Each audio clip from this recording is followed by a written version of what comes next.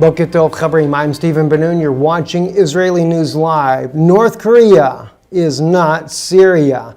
This is something that we're finding out in articles in the Russian language there, and it appears that Russia will have a much stronger stance for North Korea than they do of that of President Bashar al-Assad in Syria.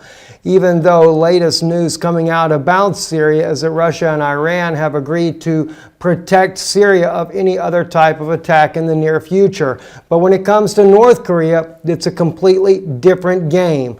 I'm going to share with you some information coming out of this article here, Israel Shamir's article on svetprasad.ru in just a moment here. But let me first take you over here to Lorenzo's Already Happened, share with you an incredible image that he is showing. This is Russian military, heavy-duty stuff headed down to the city there right on the North Korean border within 8 miles of North Korea. These particular types of, these are not tanks, these are special anti-aircraft missiles that were headed down there. An amazing show of force by Russia. This is letting us know that Russia does intend to protect North Korea from the United States. An amazing show of force right here, and I just want to share with you, what does this actually do? Well, on Lorenzo's side here, he gives us a little bit of insight on this. Was the first air defense system, the Tor-1, was the first air defense system in the world designed from the start to shoot down precision-guided weapons like the AGM-86. This is exactly what this particular machine here is actually designed to do. And that's what is on the train headed down there to Vladivostok there, which is the city bordering North Korea. Russia, very serious about protecting North Korea. In this article here, if we drop down here a little bit further into the article, and again, it is a Russian language article. I'm just using Google Translate right now so you can see this as well. Actually, I have sitting right out my door here our Russian expert who is a former university professor of the Russian language that's able to give us the inside information about these types of articles. It says on here, the blow to Syria and the threat to Korea. This is the cat is beaten. The bride gives hints, according to the Russian proverb. If Russia does not have enough strength to give America its hands, it could help the DPRK defend itself. For North Korea, many Russian pilots fought and died in the bloody massacre of the early 50s. Perhaps and now there will be volunteers who will stop the American blow. Russia could urgently put its means of air defense to prevent an atomic war from commencing 200 kilometers from Vladivostok. Okay, this is exactly what I was talking about. Unlike the weakened and demoralized Syria, the DPRK is ready to fight and is determined not to yield Russian support, preferably in conjunction with China or without. If China does not have the strength, will help the DPRK and stand up to a strike at the aggressor, calling the United States the aggressor. Now again, we know that all the scenarios that happen over this particular Carl Vinson armada that was headed supposedly to North Korea when President Trump had ordered that. The Russian and Chinese, they did tell these ships as they came through, they said they came within striking distance of North Korea, but never stopped. They went all the way down to Australia. The generals completed their mission there. I guess President Trump has given his military generals too much leeway, as he stated. He's already given them their permission, so to speak, to do as they will. Well, it seems like they're doing exactly that. Or as we mentioned the other day, the shadow government determines when and where they will shape up their conflicts with whatever nation they so choose to do this with. But at this point now, though, that the Carl Vinson is headed back to those waters there.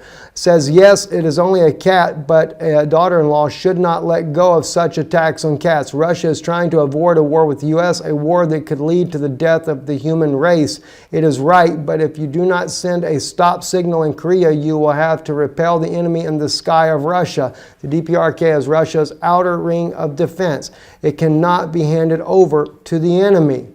And this is the way Russia is looking at this. So it's a very serious situation that we're looking at right now. All right, now let's move on with this. Trump's armada turns towards North Korea as White House defends misleading remarks. RT reporting about this already this morning. The ship is now headed in that direction. We know that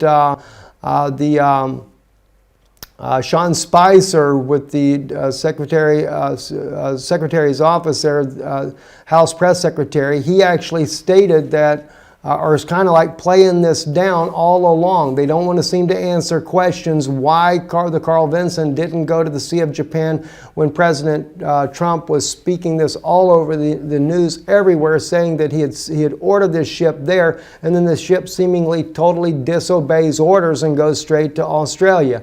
Again, it seems very obvious to us it is the shadow government really exercising its own authority.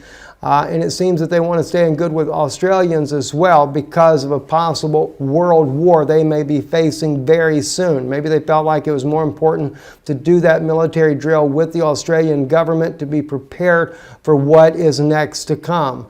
The Chinese also seeing this as well. The ShanghaiDaily.com allies silent over the show of force by the U.S. carrier. No one saying nothing about it. No one saying anything about why the aircraft carrier was not going there, but of course the Chinese are making fun of the fact, saying that, well, it was sleepwalking, or it's an imperial as a paper tiger, the American imperialism, so they're making fun of America because of what's happening in Washington, D.C.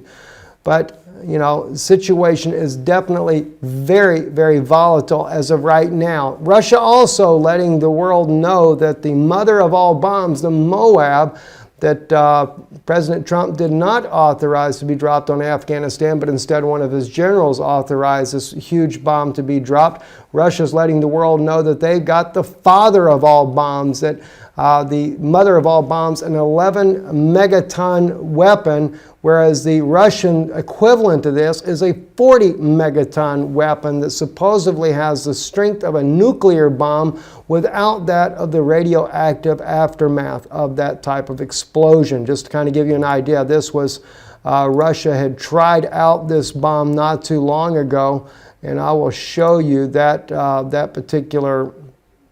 I'm going to back up here just a bit here to where that was at.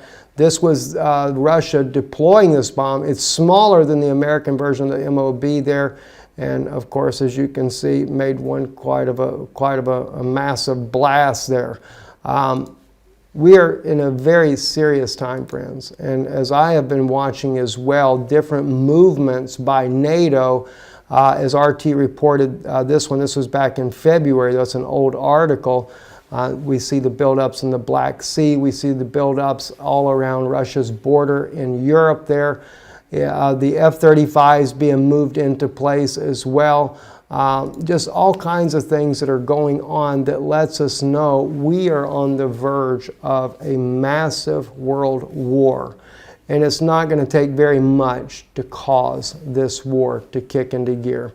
Saw this article too this morning, wanted to share this with you. NATO buildup in Poland, Baltic states, illegitimate. Ex-U.S. Senator candidate Mark Dankoff stated, says the American and NATO buildup in Poland and the Baltics is illegitimate and provocative. NATO had but one sanctioned mission when formed during the Cold War, he goes on to state there, and that was to protect against any type of advance on Europe by the Soviet Union. He says when the breakup of the Soviet Union came, then it should have been a complete breakup of NATO as well. That's his take on that. Another interesting article that came out on RT this morning is a manhunt underway for a CIA traitor who leaked Vault 7 to WikiLeaks report. Well, so much for all the FBI saying that Russia has been behind all these leaks for WikiLeaks. Looks like it's going to be a contractor for the CIA who actually leaked Vault 7 files there, and there is a massive manhunt underway to try to find the very person that was involved in leaking all this information to WikiLeaks. maybe it's the same guy that was leaking all this stuff about Hillary Clinton's emails as well. All the inside job that so many spoke about, but yet no one never really wanted to believe. It was too convenient to blame Russia. Well, nobody will pay attention to that now. Even though Russia would be exonerated, they're still headed for war one way or the other. And it looks like North Korea will be the spark that ignites the war. I'm Stephen Abune with Israeli News Live. Shalom.